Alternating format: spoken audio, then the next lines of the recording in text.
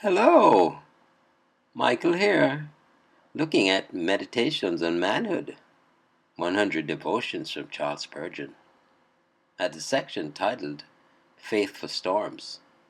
And the verse used is from Matthew 14:28-31. It reads, And Peter answered him and said, Lord, if it be thou, bid me come unto thee on the water.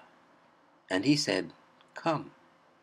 And when Peter was come down out of the ship, he walked on the water to go to Jesus.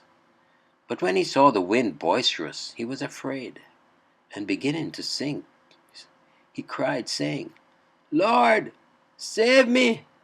And immediately Jesus stretched forth his hand and caught him, and said unto him, O thou of little faith, wherefore didst thou doubt? The Spurgeon pens.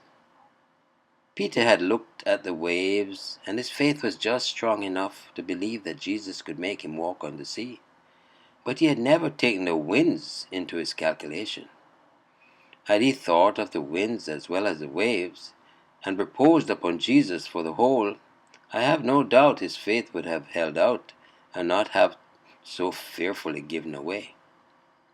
The first 2 or 3 steps on the water had exhilarated him and made him feel what wonders he was doing. But there came a rough blast which threatened to overthrow him, and as he could scarcely stand against so rude a wind, with so slippery a foot, he began to be afraid. Something occurred which he had not foreseen. In the strange surprise he yielded to blank unbelief. Thus it often comes to pass with us. We arrange our faith according to our estimate of the perils and perplexities that lie in our path. We even plan the events that will probably happen to us, and we feel sure that we can trust God in all these circumstances. But a fresh contingency arises upon which we had never reckoned, a wind which we had not thought of, and forthwith our courage fails. We do not trust God for that. I wish we had a faith which was free from and totally independent of weights and measures. A faith that trusted God for 10,000 things as readily as for one. That would rest upon God for a century as securely as for a day.